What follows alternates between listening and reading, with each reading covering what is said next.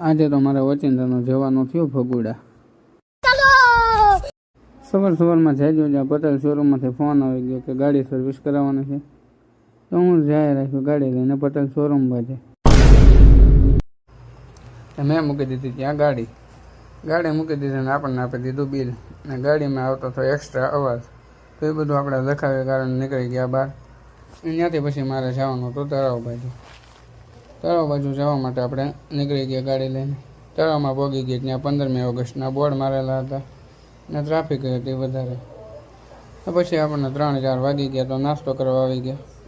નાસ્તો કરીને ત્યાં ફોન આવી ગયો પટેલ શોરૂમમાં કે ગાડી થઈ ગઈ છે. તો આપણી ગાડી ચમકી ગઈ. ગાડી લઈને આપણે સીધા જતા હતા તો રસ્તામાં ગાયનું એક્સિડન્ટ થયું.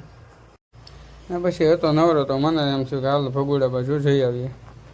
તો આપણે ગાડી લઈને નીકળી ગયા ભગુડા બાજુ.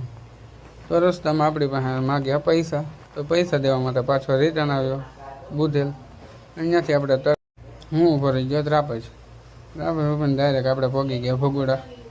તો ત્યાં હતી ટ્રાફિક અને દર્શનમાં આવે એમાં તો લાંબી લાઈન. તો પછી આપણે દર્શન કરી લીધા મંગલમાના ને પછી આવી ગયા ડાયરેક્ટ પ્રસાદી લેવા.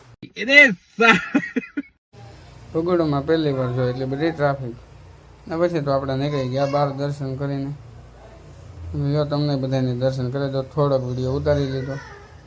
ને પછી આપણે ગાડી લઈને ઘર બાજુ નીકળી છે. લોક કરી દઈએ પૂરો.